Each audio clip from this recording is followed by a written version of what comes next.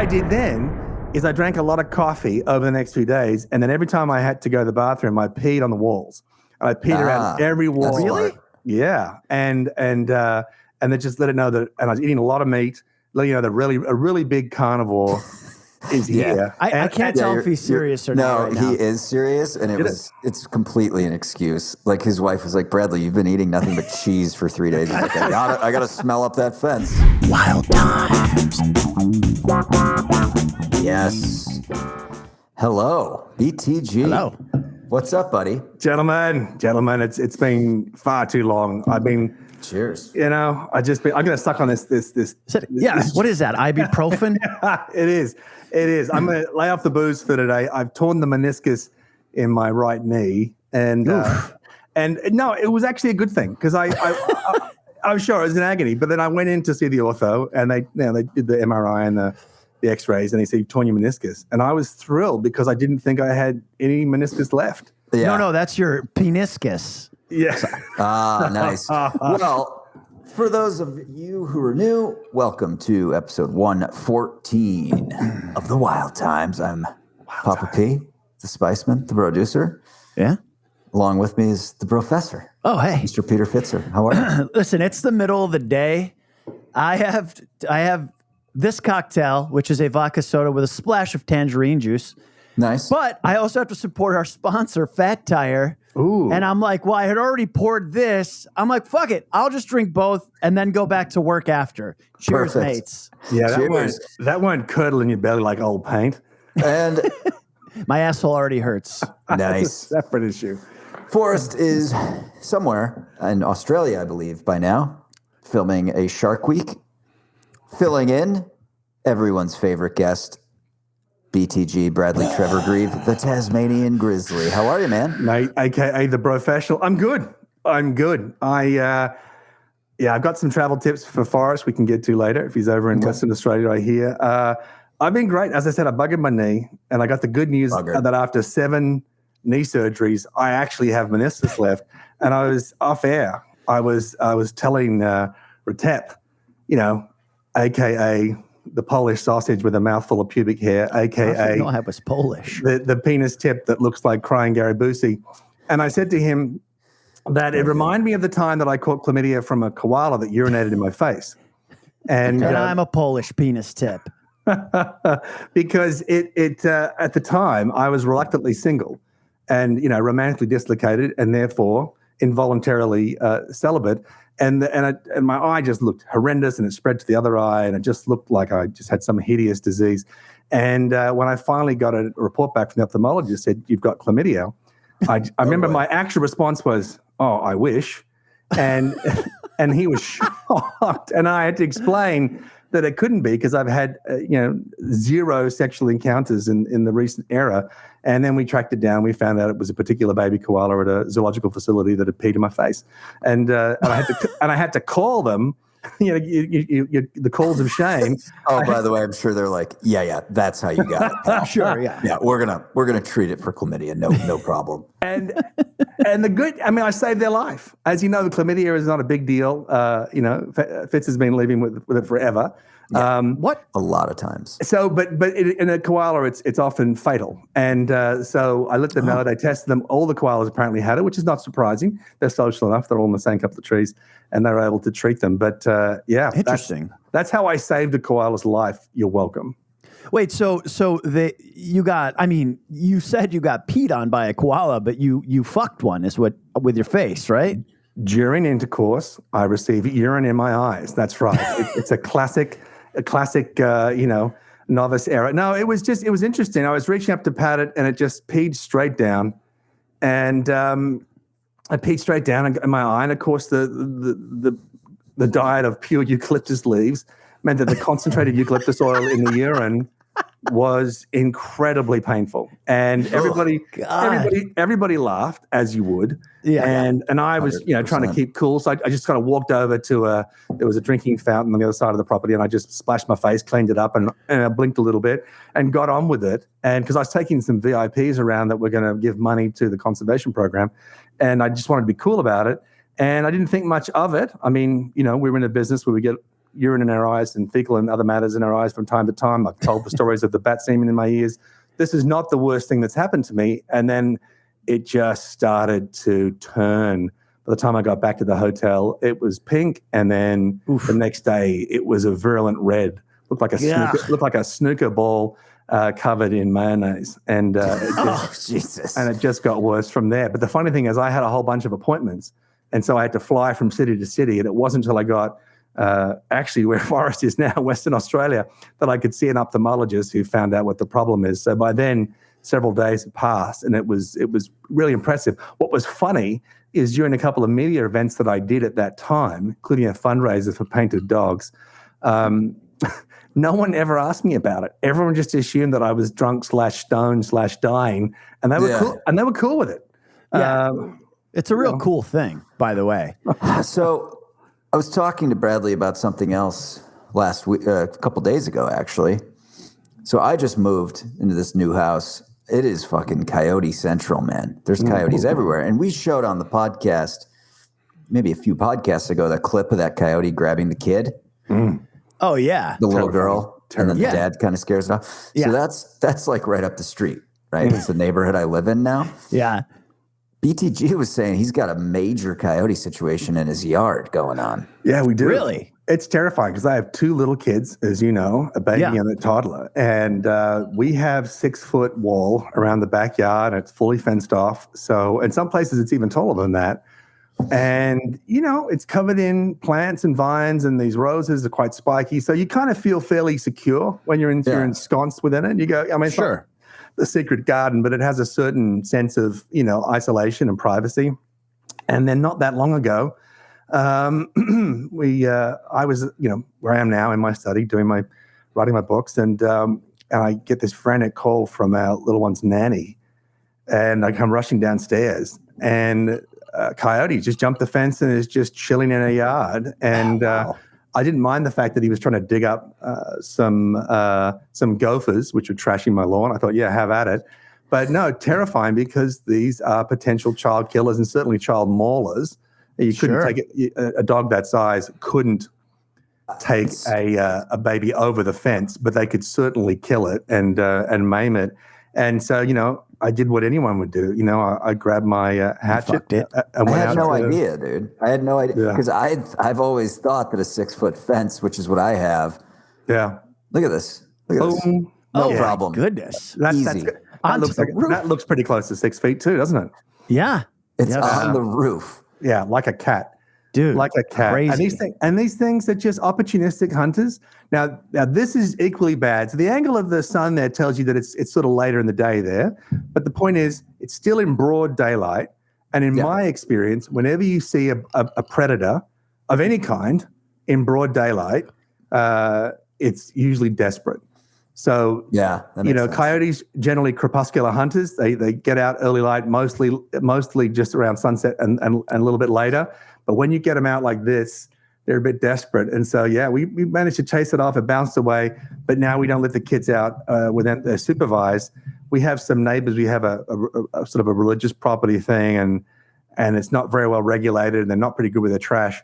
And I see the coyotes going into there around sunset. We live next to the Angeles National Forest, and there are just an infinite number of coyotes in this area. Yeah, and they are moving down to try to get easy meals. One came out. I was going for a walk one evening, and it was about an hour or two after sunset, and one killed a cat within 20 feet of me. Just came out, crushed its skull, and before I even had time to say, hey, coyote, don't kill that cat.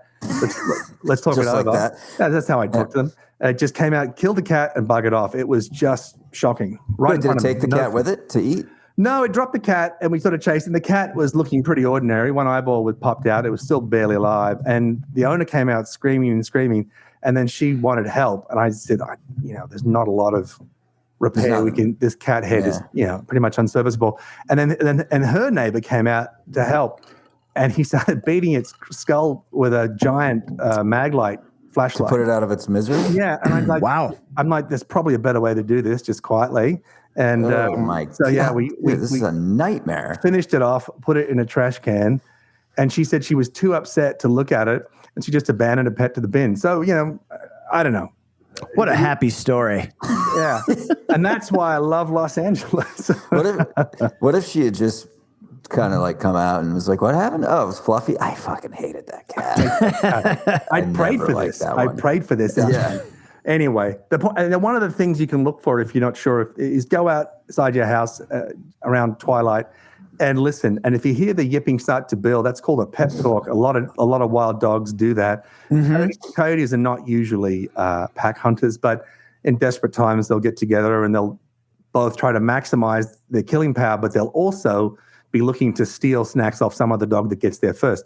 And so, I put the bins out on the weekend and you hear the yipping build up and they're getting psyched up for a hunt or they've just scored something. And I remember coming and saying to my wife, the kids are not playing outside after dark ever again or at sunset. It is totally. It is game on. It is game on. I saw a video of a winter kill bison, right? So, a big, 1,000 pounds of meat that had fallen from the winter that had just unfrozen. Bear gets to it first. Big grizzly bear in Yellowstone. Bear's picking at it. Group of wolves come in, 5 or 6 wolves. They come in, get the bear off it. They start eating it. Like 15 coyotes comes in and gets the wolves off of it, and the coyotes end up with the feast. They're smart. And badasses. Not a lot of size difference between a big coyote and a small wolf, too. People, right. I mean, they vary from place to place, but not a huge. We're not talking a Chihuahua and an Alsatian here. Yeah, even that big one that you showed in the video, it was a decent sized coyote. Like plenty of dog. Plenty of dog. What would happen if a pretty ferocious guard dog German Shepherd and a coyote went at it? You think? Someone's pet. I think well, it all depends on the temperament of the dog, but a larger, very defensive, very robust breed would definitely, I think, would prevail over a coyote in terms of a straight up fight. But the coyote would be too smart to go toe to toe. Sure. So that's probably not going to happen. You'd have to corner it. And then I think the reality is, doesn't matter how big or strong or tough you are, you're going to come away the worse for wear. You're not going to walk away from that, without part of you left on the floor, I would have thought. So BTG, you run into you hear your wife scream, there's a coyote in the backyard. You run back there, right? You go to the fence. I know. I told her, I immediately realized that we had a problem. My concern is, it's not that I live for killing coyotes or anything really, but my concern is once you have I didn't know why it was in the yard. Yeah. And I just thought, I didn't know initially if the nanny was outside with our baby.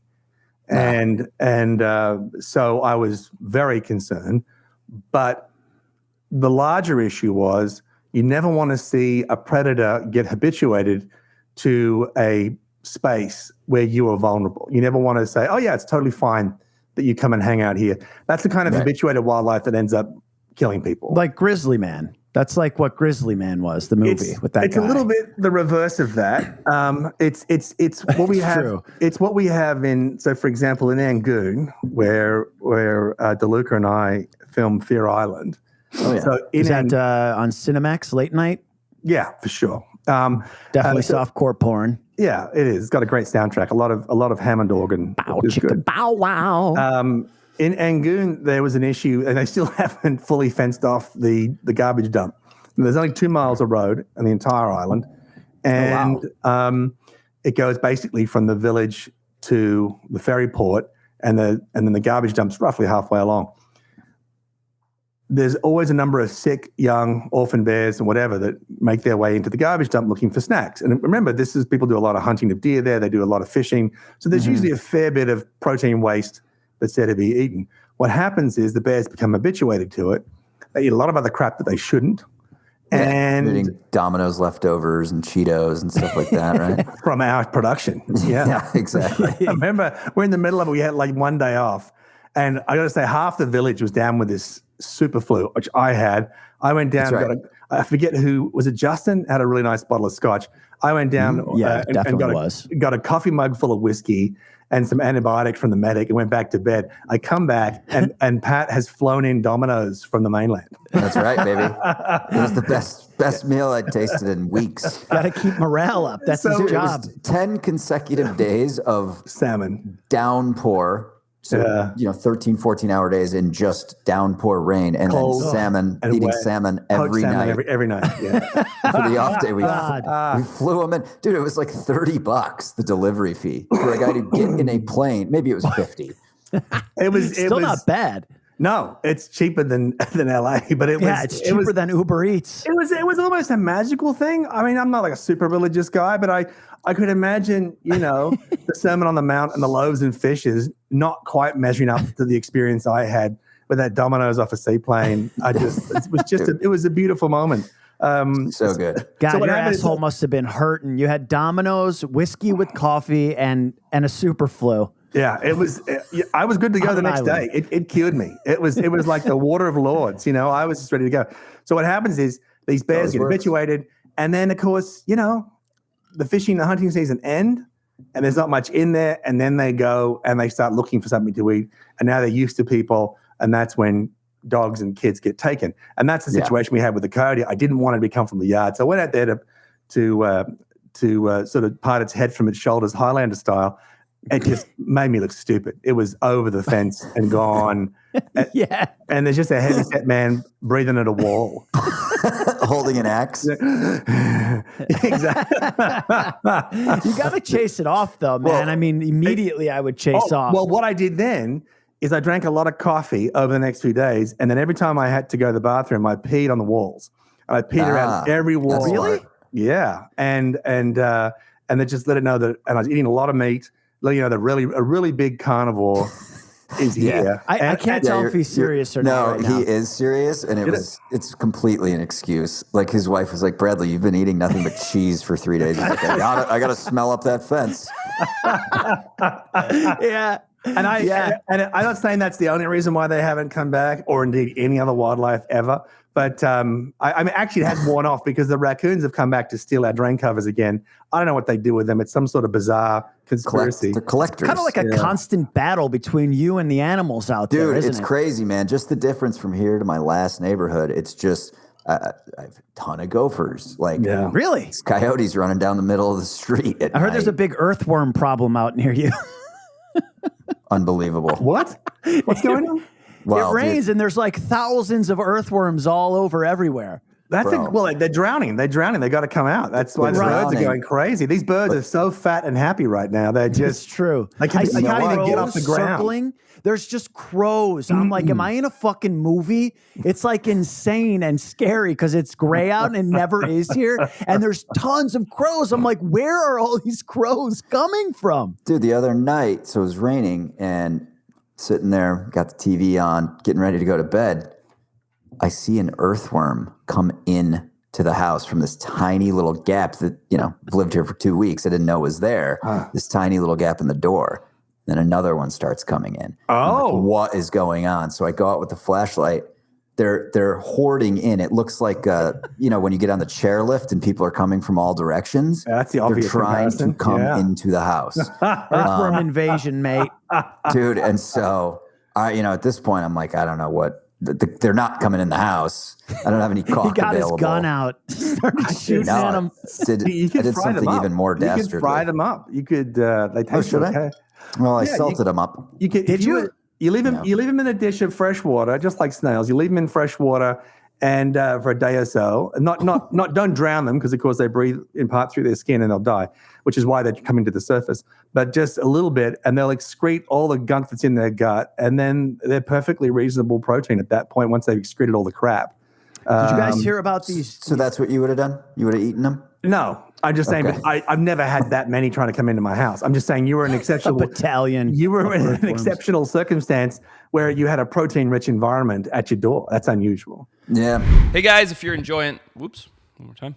Guys, if you like the Wild Times, check us out on Patreon. We put out 4 extra podcasts per month. That's one commute a week that you're just going to be laughing and learning the whole time in the car. Hey, let me do something else. This is the late night content, stuff that we can't show on YouTube because they'll kick us off YouTube. It's the Cinemax of podcasts. Uncensored, raw dog. It's the Cinemax of podcasts. Check it out. Link right here. Kyle just dropped a interesting note in the private chat here. This is terrifying. Evidently, there's an extremely active jumping worms that can leap a foot into the air, and they're raising alarms in California. Kyle's got, oh my God. There's a video. Let's see this. All right, so we got a video here of some crazy methed out earthworms. He's just thrashing around. He's just that's nothing. Hold on, let's see what it does here. Behavior. Yeah, the Amynthus By the way, agrestis. is that it? Are you kidding me? They're just thrashing around. This is what it looked like outside my house. Now that's fucked up. That is scary because there's They look like snakes. Those are snakes. Yes, Those aren't worms. I'm going to say, like, one earthworm is not scary, but when you see 100 in the same place, Oh, dude, it's all of a sudden it was so like gross. Probably 400 or 500. I went through 2 tubes of salt. What is a tube of salt? So you're just gonna salt them up, and It was late. I wanted to go to bed. It was raining. I mean, I get it. I mean, if you had all the time in the world, I mean, earthworms are so important to keep the soil healthy in your garden. If you had the time and the energy, and we all have kids and young kids, and none of us do, you just shovel them into a bowl and put some dirt on them and leave them because you need them back in the garden the next day. The difference between a shit garden and a great garden is a really healthy earthworm population. And I mean, it's cold and wet, and I get it. But we've had a lot of them coming up here, but the birds, I just can't get over how voracious they are. They're on the ground and they are so fat. They're it's just like you said, that back in the 70s and in the 60s and 70s, and they had that space training for primates, and they're just putting their mouth on a food tube, and it's like that. They're just putting their lips on the ground. Well, bird lips, they're big. And worms are just fighting their way down their gullet. I reckon we could harvest all these sparrows and bluebirds and get some sort of foie gras out of them because their livers must be enormous. Yeah, it's been heaven for them because it's done nothing but rain for a month in California. But when you're talking about the coyotes, right, and the habituated coyotes, and it get dangerous. Did you guys see the story that went around this week of the farmer in Ohio who got his arm bit off? No, by a coyote. Was it? Kyle's going to pull up the animal that did it. This very specimen right here. We got a video going. Oh, the zebra. Yes, I did see this. I'm not surprised at all. Where did the zebra come from? I mean, it's obviously not native. It was a farm, and they had 7 zebras on the property, and the guy was clearing some brush, and he said he turned around and the zebra was charging him. Yeah. And bit his arm off. Yeah. That's fucking, I mean, I didn't even know a horse mouth was that large, or a zebra mouth, I should say, or zebra. So I'll tell you, Zebra. I'll tell you a horse bite story. I was Of course you will. I was in hospital. I was racing dirt bikes, these big desert races, and I had a new bike and had crashed it and put my arm through my hand, and it had all been rebuilt, and it was a mess. Dude. It was a mess. And then, because I was an idiot, I went to a conservation program that I was supporting out in the country, and they had these baby wombats, this little big wombat, and I picked it up, and it pulled the pins out of place. Oh, God, dude. And the problem, that was painful, but the problem was that it got an infection. Of course it did. And I got golden staph in my broken wrist hand thing. God and I had to go back to hospital for a whole bunch of surgeries, and then it opened it up, and it looked like a horror movie. How did it smell? It smelled sweet and rotten at the same time. It was just a horrible, horrible smell.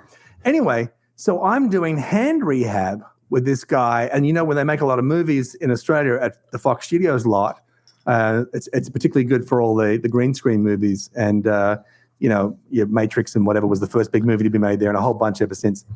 This guy comes in, and the whole front of his hand is missing.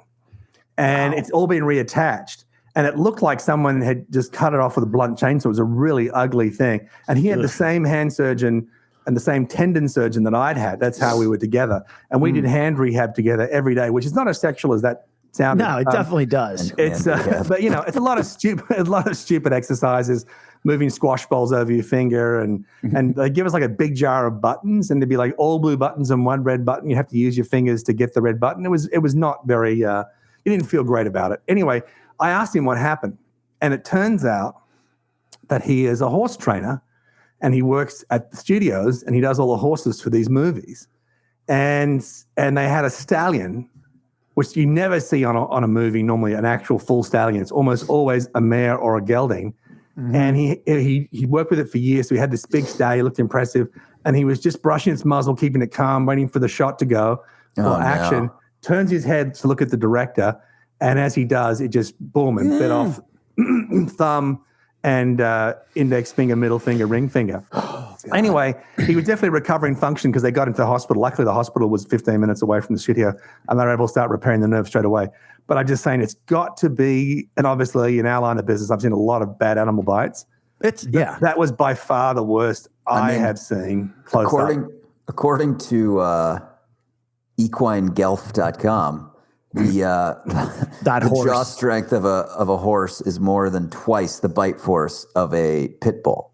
More than double. I don't know. They got flat teeth, though, isn't that? I mean, they have. Yeah, so they're chewing grass all day long. That makes it. Yeah, they're grazing and. It's like getting attacked with a butter knife as opposed to. Yeah, exactly. Nightmare. It's a horrible blunt chisel. So it's a pressure tear rather than a cut tear. Yeah. Just crushing power, crushing force. Yeah, horrendous. And remember that they're very smart, and they're a little bit, twitchy because they're still. I find them to be very twitchy, nervous. As Forrest says about hippos. They're still a prey animal, so they know they're smart enough to be malevolent, and they're twitchy by virtue of their genealogy. So they're going to go, I got to get out of here. But they can really dish up the pain, and you never know what's going to happen. I'll tell you a funny story about a friend of mine who got his ass torn apart. And it's not his ass cheeks. It doesn't matter who did it. No, it was not. It was in jail. His name's John Lemon, and he is the president of Painted Dog Conservation Inc. So like Cas Pictus, the Cape hunting dogs of Africa, aka the painted dogs. And at that time, he was the head of the species survival plan for cheetah, and the cheetah are the smallest of the big cats. But people always think of them as being not a big deal, because they look quite slight and wiry and timid compared to, big leopards and certainly lions and all the rest of it. That's a mistake. Sure. There's plenty of don't argue in a cheetah. I don't know if either of you got close to a cheetah, but it's a lot of cat. I'm afraid of a house cat. Like I wouldn't go. I have seen a number of people get up next to a fence with a full-grown male cheetah, and it hiss at them, and it sounds like someone just knocked the top off a fire extinguisher with a hammer. I mean, it's so loud, like a jet engine, and it just blows them off their feet. So anyway, it's about the size of a greyhound, give or take. It's plenty of cat, and so anyway, he got to know these cheetah, and they had a pretty good relationship. Remember, cheetah are not classified necessarily as cats. For a long time, they have the feet of a dog, and they were kept as pets by the pharaohs. Yeah, you're not your classic cat at all. I didn't know that. Back in the day, the pharaohs would keep them in Egypt, would keep them like greyhounds, to go coursing, to catch rabbits and all the rest of it. And people still do in some places. Mm-hmm. The point is, he got to know them, had a good relationship, and he would clean out their habitat, his big open range habitat, with them in the area, which was a bit ballsy. Now, John is a chunky man. He's chunky, I don't mean like Retep, that's basically or yourself. A shrink wrap, Bangkok knockoff version of the dude. What I mean is he was a champion powerlifter when he was a young man in Australia. So he's not super tall, but really thick, muscular guy, and very confident. Yeah, something like that, but the opposite. And he and so he's a big chunky ass cheek. So I want you to visualize the striations in these glutes from lifting these huge amounts of weight. I'm picturing it, baby. Rippling. He turns his back. This cheetah comes in, gets a hold of him in the glute area, and just rips it open. Oh! Like rips it open. And as I said, big, strong, tough guy. He manages to whack it off with a broom. That's probably came out wrong, but he gets out. And so you never know what's going to happen. So then a couple of years later, I'm at a facility, which I won't name, a private wildlife facility that's highly regarded. And I was there for a couple of months. And he said, BTG, we've got these new education cheetahs. We'd like to test our program with you. I said, oh, okay, that'd be fun. And I get down there and I said, have you done this before? And they said, no, we haven't. But we figured, if it goes wrong, it doesn't, it's you. It doesn't matter. It doesn't matter if it all goes wrong. And I'm like, it probably matters a little bit.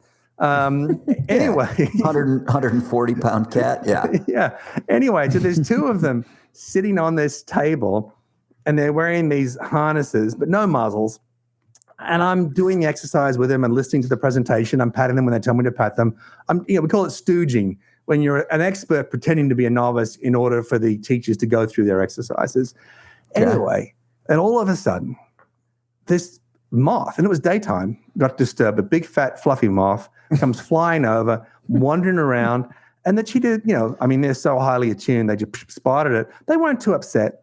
And they watched it and watched it and watched it. And all of a sudden it went up. And there was this giant, those big ass ceiling fans. Like that's the actual name of the big ass ceiling fans. You have them in aircraft hangars. And they see this thing above them in this outdoor gazebo thing. And they just went nuts.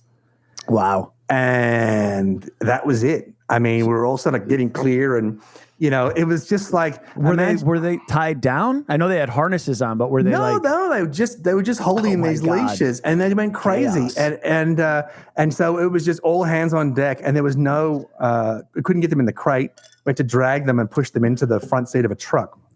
And my point is, very professional. The point is, you just don't know. You think you know an animal, and you just don't know when it's all going to go wrong. Sure. And anything, it's like boxing. Once you get to 150 pounds, you can knock out anybody. And it's the same in the animal kingdom. You don't have to be that big to do a lot of damage. And a lot of these animals, whether it's a coyote or a cheetah, it may not go, oh, that's not a grizzly bear, that's not a lion.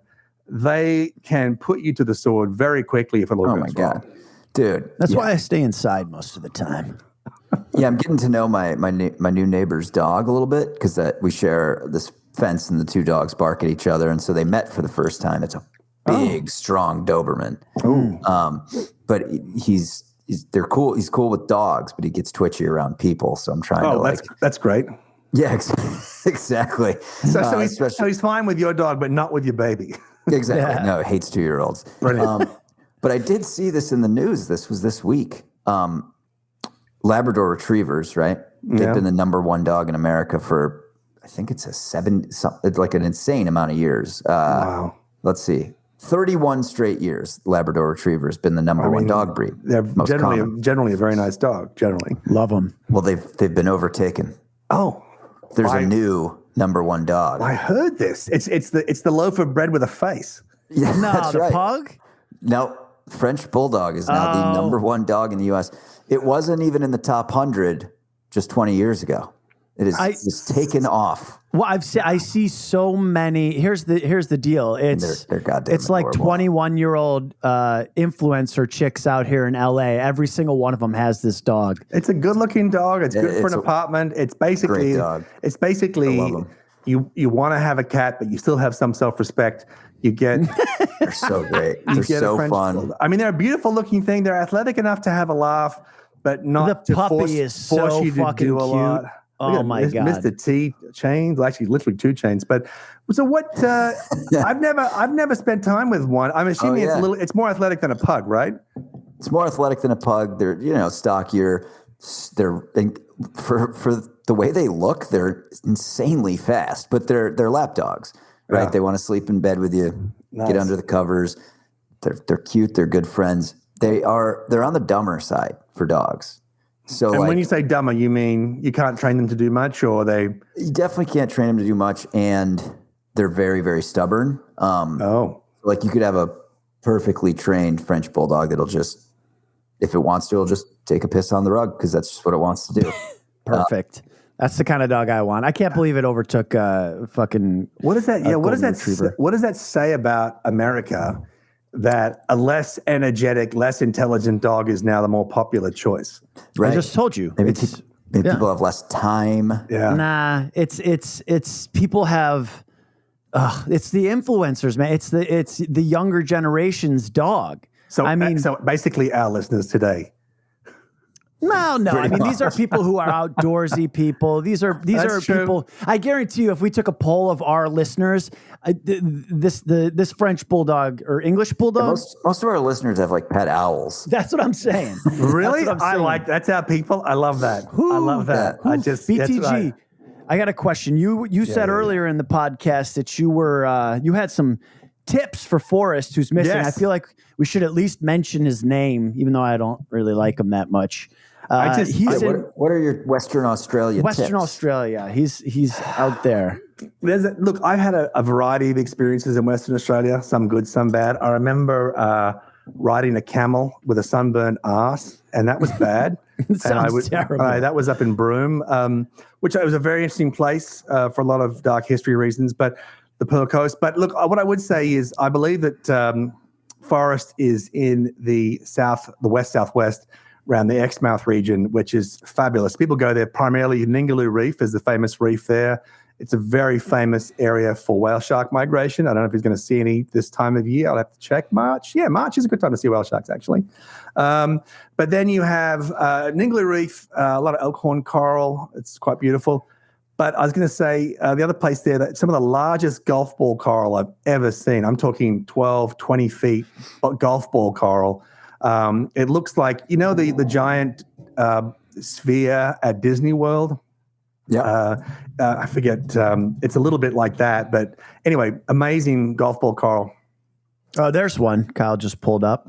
Okay. That's just pathetic. I didn't even know what it looked like at all. So this is good for me. Well, it looks, so imagine that, but enormous, like as big as not a house, but say a shed or something like that. You can swim right around it, and it's quite beautiful. A place called the Murian Islands. It's only a couple of hours by boat off the coast. But one of the best diving sites that I've ever been to in the world, period, is there in Exmouth. And what happened was there was supposed to be the secret submarine base where back in the day there was political tension about nuclear submarines coming to Australia. And so they were going to dock them and refuel them or do something in Exmouth. That was the story. And they built this giant jetty that goes out into the ocean there.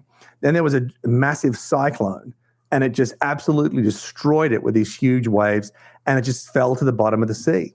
And the Navy's like, well, there's no point trying to salvage this. Let's just build over the top. And so they did. And because it's a military facility, even though it's inactive, you just can't go there. And so what's happened is over many decades, it's become this artificial reef, and no one gets to fish it, spearfish it, or line fish it. And so you get these enormous, perfect specimens of various species there. And I remember getting permission to dive there. And look, crushed infrastructure and naval pier is not a particularly attractive thing as far as a fake reef is concerned. But I mean, big, fat, vibrant nudibranchs, which you generally only see when the water is really clean. Just huge examples of various fish, both in size and color. And it was just one of the most magical things. So we talk about this in the show from time to time, how it doesn't have to be a perfect habitat to be perfect for certain species. And this is one of those examples whereby you go, oh, the military has ruined it. But in actual fact, in a strange way, it's become this little bubble of perfection. And I would highly recommend it. There you go, Exmouth Navy Pier. Oh, Look at the size of that group. We would call it potato cod. But I mean, just incredible fish because no one's ruined it. Oh my God! Look at the size of that thing. Yeah, they get pretty big. That's amazing. Sure. Anyway, so how do you go about getting? You said you had to get permission. So you have to get permission? Well, I don't know how it is now. It's been a while since I rode my motorbike over there as an epic. What are you laughing at, Pat? Shut your trap. You said that you have to get permission. So do you have to get permission? I like to repeat myself. So in those days, yeah, you would just fill in a simple bit of paperwork and within and you do it through. I didn't have my own dive gear with me, so I rented it from a diving company, and they file it for you and got the answer back fairly smartly. And the next week I went diving. I'm sure it's easier now online. I don't know. Maybe it's open now, but I think the big thing was the artificial reef worked, and the fact that it was just a little sanctuary. Thanks to the military, and I've seen this in the military before. And don't get me wrong, we destroy a lot of environments with dropping bombs in the ocean. Yeah, it'll do a it. lot.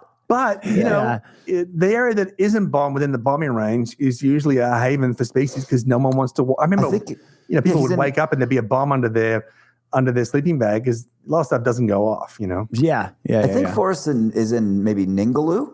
Yeah, Ningaloo is the main reef off the coast. Exmouth is where you fly into. It looks amazing. Dude. It is amazing. It is lots of blue sharks there. I remember that. And as I said, if you're lucky and you get the whale sharks coming through, and I have to say that I missed them twice. I had never seen a whale shark in the water. But if he's lucky, he'll get to see an amazing number of them if the timing is right. Yeah, it's good looking animal, that whale shark. Mouth. I've never actually. Kyle will just we put a video up where Kyle was down with them when they were doing whale sharking. Oh, yeah, nice. Really cool. I saw a clip, at the aquarium in Atlanta that you can like pay some inordinate amount of money and actually dive in the whale shark tank the aquarium. I thought that looked like more my speed. That would be crazy. I mean, I'd love to do it. And probably pretty stimulating for that guy too. You think so? You think he likes it? I think something different. I mean, I don't understand all there is to know about how shark brains work. They're pretty ancient. One would assume they're pretty much hardwired. But I know, you can do that in Atlanta. You can also do that in Tokyo. But that corridor from Western Australia around through the Philippines that's Whale Shark Alley. Dude, so we get a fair. You mentioned the nudie brinks there in Ningaloo. They're so cool looking. One of our brosteners, because people suggest battle royales to us, and somebody was like, "You should do a battle royale of everyone picks their 3 favorite nudie brinks." I was like, "Oh, I thought it was one thing. I didn't know I was supposed to know lots of different ones." Well, the only problem with that is it very quickly becomes a nudie pank, drag race because really, some of them are toxic and some of them do have a separate species attached to them that forms a stinger. But in most cases, they're just incredibly beautiful and some weird projections on them. And, they basically look like, party drugs made of jelly. Yeah, Kyle just pulled one up, and I've seen them. I never knew what they were called. That blue one. In the wild? No, not in the wild, of course. I mean, I've just seen them either on TV or in a saltwater fish tank at a restaurant. I was just with a guy in Florida last week who's an adventure outdoorsman guy, and he was spearfishing I believe in the Bahamas, and he had shot at a fish, and he thought he hit it, but he didn't get a clean hit, and it went into this hole, and he reached into the hole, something clamped onto him, bad, like bit him. He's like, oh shit, and he's trying to pull his arm out, and he fucking got attached by a moray eel. Oh, that's the first person I've ever met who got bit by an eel. Did that fuck him up? Yeah, he had to get back on the boat. They were filming for a TV show. He had to get back on the boat. So they had to stop down. He had to go get stitched up. The big issue there is that they have that second set of jaws. So it's like Alien. Right. The little thing comes out of its mouth. It's just like that. So it locks you in, and it's a very simple jaw structure that just kind of works like a snake mouth. It just kind of works on itself like that. So it's just kind of like a tractor beam of teeth pulling you inside the main jaw. That you can easily lose a lot of flesh. I mean, I've seen little fish, sliced in half, and it's just almost too fast to see, and it's just gone. Yeah. So he's lucky to lose something. We did a list of like the most scary animals, and I'm pretty sure the moray eel was like number 3 on it because of its fucking. Dude, look at face. that fang tooth moray, the top left. Wow. Oh my. Peter, I'm going to start with you. What's the worst animal bite you've ever gotten? That would be by my dog. Sting. By my dog Charlie. Really? He bit my hand. Really emotional. Lots of emotions went through me at the same time because I wanted to euthanize him right there, just snap his neck. I mean, he's 12 pounds, and I'm like, what do you think you're doing? I feed you every day. Like all I did too was put my hand on the couch near his fucking paw when he was in a bad mood. And like, he thought I was doing something to like aggravate him or something on purpose, I guess. And out of nowhere, he just bites my fucking hand. And, I had to have 8 stitches. And I don't think I knew about this. Let's just make this the worst dog bites, because otherwise this could go on for a while. No. You have to pick one, and it's the worst bite of any species, bite or sting. Yeah, I've never had a bad one. I've been lucky. It's probably a cat. I remember breaking up a fight with 2 Great Danes, and it's a good idea. And they're really chill dogs normally, but they were going at it, and one was really hurting the other one, and ended up cracking his skull actually. And no one deliberately bit me, but it got me, and it just opened up my hand like a hot knife through butter, straight up the back of my thumb around my wrist. And I was just so impressed. And you look at the teeth and you go, they're not that bad, but the pressure, and they're designed to do one thing, and they did it. I was very impressed, and that's the thing with animal bites. Then you got to leave it largely open, because you can't stitch it completely up or it's going to get infected and rot off. So you've got to just tack it with the sutures rather than fully do it up. It's always a mess, like coral injuries. I think I mentioned this on the show before, but the worst one I've ever had wasn't a bite. It was a pinch, and it was a coconut crab, and it was my fault. Oh, my God. And, dude, that's one of my favorite statistics about wildlife is the pressure that a coconut crab. I'm surprised you still have the appendage. Well, I didn't.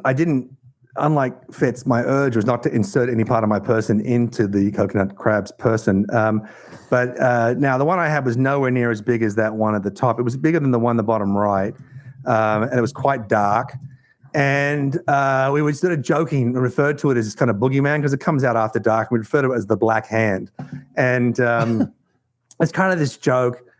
I'm not sure if I had a few beers, and I just said, I want to see how hard it really is. But I wasn't dumb enough. This was on purpose. It was, and it was stupid. And I didn't put a finger in it or anything I wasn't prepared to lose. And so I actually was going to videotape it. So I shaved a little piece of my furry arm and pinched a bit of skin and put it in there. And the clamped down with such extreme intensity, it compressed. You know how they make the armor for fighting vehicles, the super compressed aluminium, and they start with like 2 feet of aluminium and they compress it down to about 2 inches. It was that. It just turned a little bit of skin and flesh and fat to thinner than paper. And there was this sudden molecular sense of urgency. I've got to get this off me. And I had a screwdriver, and I started to stick it in between to try to open it. And it had no effect. None. So in the end, and I'm not proud of this, I started to taunt its cloaca with the tip of the screwdriver, and it turned around to get rid of this unwanted interest in in the service entrance, and I was able to pry it off, and the skin just died like a sunburn, like a super duper sunburn, or it just kind of rotted off. And a little pale kind of circular scar there. But it was just instant. It was just, I've had plenty of bites, obviously, and plenty of stings, from giant centipedes to whatever. And this one was quite extraordinary, just how instantly it went from not a big deal to this is now a big deal. Yeah, I mean, the pressure is insane. Like we were talking about the how a horse has a lot of bite force, right? We're talking 500 PSI. Coconut crab, we're talking 750. Damn, that's more than a lion's bite. I mean, it was just they can lift a 60-pound item up. Like they're incredibly strong. Yeah, there are some huge ones too. These like 4 inches long too. How big is a coconut crab? Oh, it's huge. It's huge. They are.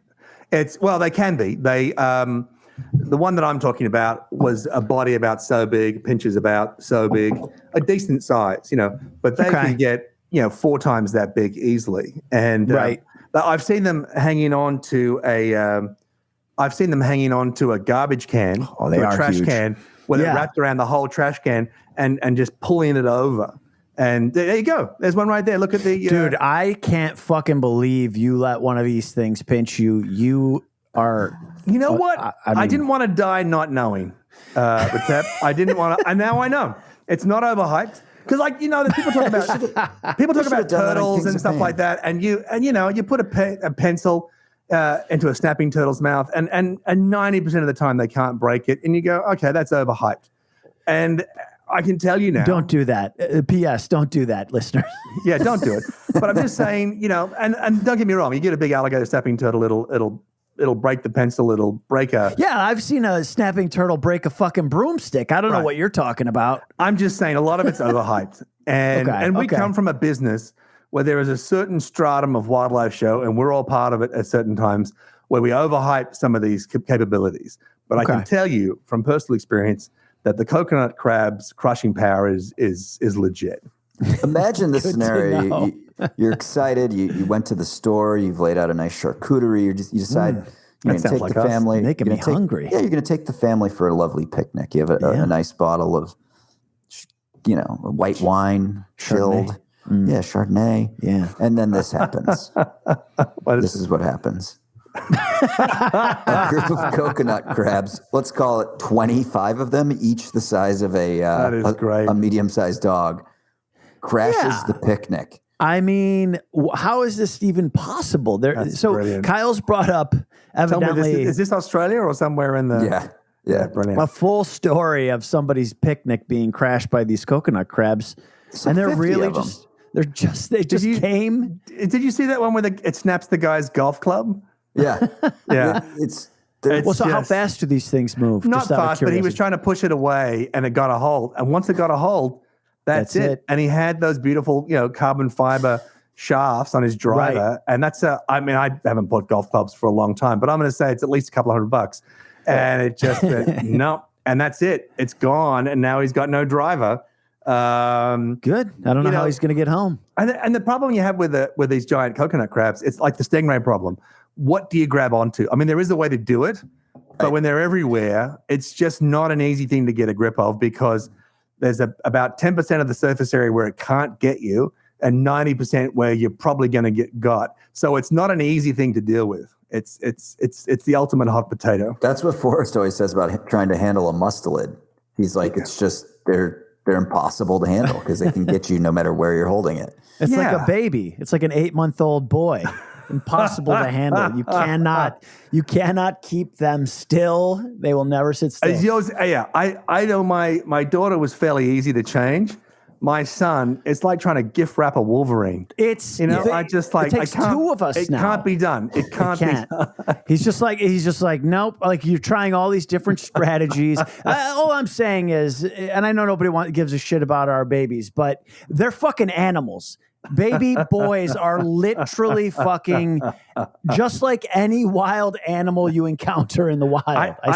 We were talking about this off air, and I was just saying there should be various, preparation courses for parenting that we just don't have. They have these stupid touchy-feely books and videos. And I know. Here's the tip. If there's a video instruction and someone's playing music over it, it's not true. It's not going to help you. You should come to the... That's what we did. We just watched... It was like... We paid like $20 and you get like 6 20-minute videos of just someone. And then we were like, okay, we got it. We know what to do now. We should start like a special forces new parent school and the Wild Times parenting school. And the first lesson is you got to be in like a kiddie pool full of liquid feces.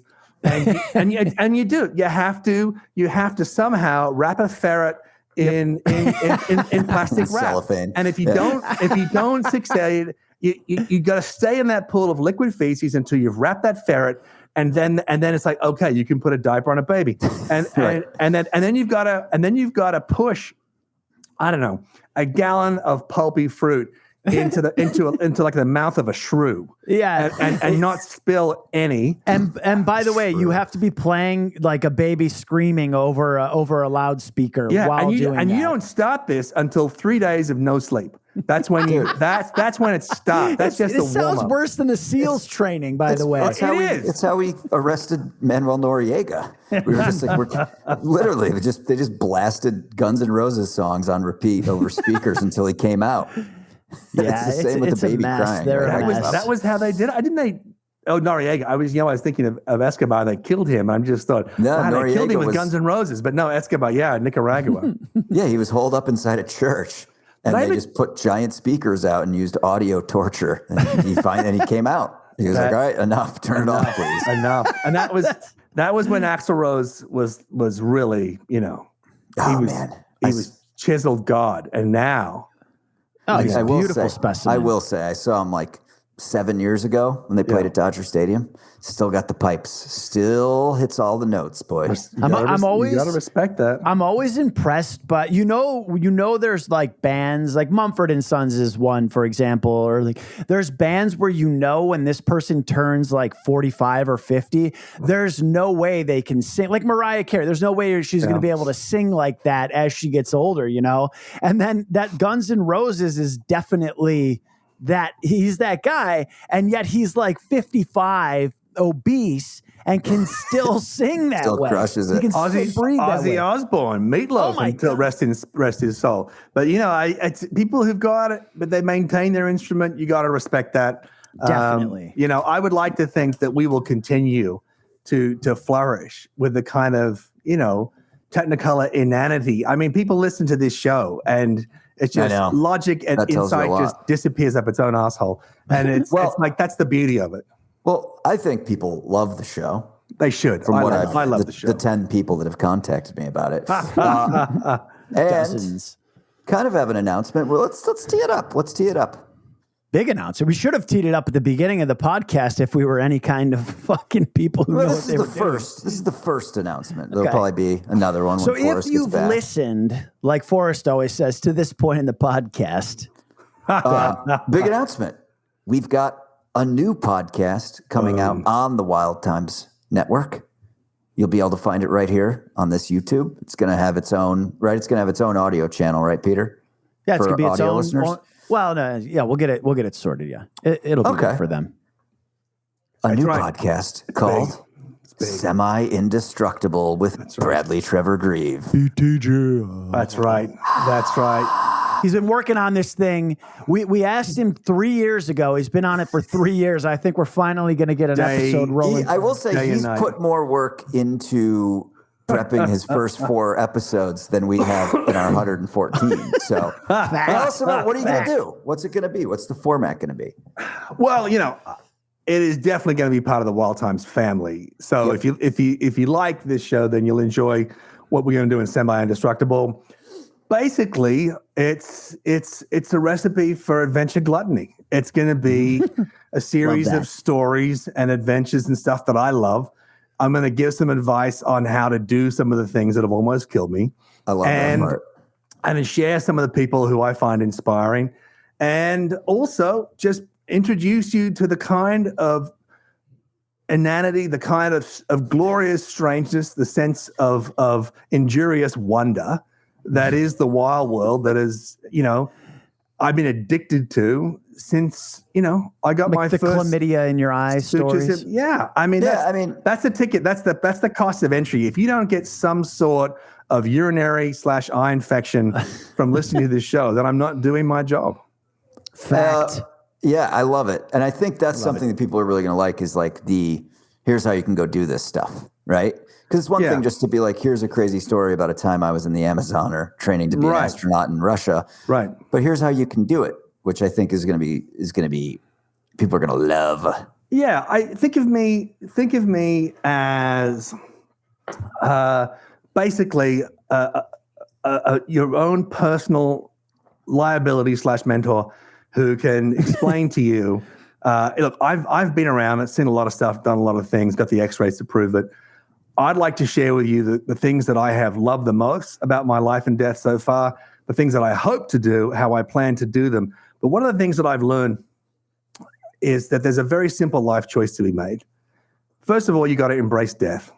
That's just a given. If you can get over that, anything's impossible. If you start to love the unknown, not only do you become someone who's open to science, but you're someone. Your wife loves that. Yeah, she loves it. She loves it. Especially when I'm coaching my now 4-year-old. I just like, sweetheart, you got to embrace death, and then we can ride, and then we can really ride this What's scooter. that? Yeah. And I'm quoting Asicles. I'm like, don't worry about it. You and death can't exist in the same moment. Just go down the hill. And so there's embracing death. But I guess I've tried to have a certain degree of introspection, which for an adult white male is not easy. It's not how we got here. And I would say the big thing I've learned is more and different. If you approach life looking to do more than most people and things different from most people, you'll end up having an extraordinary life adventure, and you'll be able to get the best out of yourself and share that with a lot of people. And I think about my journey from the killing fields to here, and just so grateful not to be dead like many of my brothers, and embracing that responsibility to share that. So it's not going to be over self-serious. You won't come out a better person, but you'll have some fun. You'll learn some things, and I'll give you the tickets to the afterlife. Yeah, stay tuned. We will. We're going to get a few in the bank. Yeah, and we will be all the information about new release dates and all that. Will come maybe on the next podcast. Yeah, absolutely. I'd like to come on and we'll promote it. Obviously, I feel entitled to get some of that sweet, sweet fat tire nectar in order to get psyched for this jump. Absolutely. And I got to. They'll send you 2 pallets worth, mate. And if anyone deserves a fat tire, it's the guy who couldn't catch a coyote in his backyard. Fact. I got to stop saying fact. It's ridiculous. We're excited. I think it's going to be. I think the listeners are going to love it. A little extra content, different perspectives. Yeah, it's going to be great. And if you like extra content, you should also check out our Patreon, where we have 4 extra podcasts a month. That's 1 a week. Check it out on Patreon. Actually, Spotify has both the video and the audio as well. So check it out there too. If that's easier for you, go there, get your Wild Times content in. If you think we don't release enough podcasts, you're wrong. This is our life. We release 6 a month and you only see 2 of them. Now go. Wild Times. I love it. Good. Good job. Hold on. I was trying to think of the website. I'm trying to figure out if you're wearing colored. Are you wearing colored contacts? No, man. That's just my eyes. Although I did spill oil or something on my shirt. And disgusting. My armpits smell so bad right now. Go to patreon.com/Wild Times Pod. Both of you shut up. I'm talking to you, Patrick, and BTG. Go to wildtimes.club for shut up. Go to wildtimes.club/info for all the links to everything else. I feel like that stain on your shirt was more informative than what you just said. Wildtimes.club, not .com. Wildtimes.club/info. I'm sorry, this is such a mess. Pat keeps sending private messages. It's like teaching a rock to speak. Let me start over. Go to the Patreon. Go to the Patreon, patreon.com/Wild Times Club to get links to all of our other assets, all the audio places and the YouTube and everything else. Go to wildtimes.club/info. BTG's new podcast coming our way. Gents, I love you. It's Friday. That's right. Happy St. Patrick's Day. Cheers, everybody. Great to be back, and I look forward to coming on soon. When you said love you, was that to the Brosteners or to Of course. BTG? Never to you. Well, maybe BTG. Although it's like if you could imagine, have you ever seen a dog fart and its anus kind of opens and it's going to say something. Takes a minute. That's how I feel looking at you. There's a word form in here. Get your Irrit Taffs at the store, everybody. Fat tire. Good night. Good night.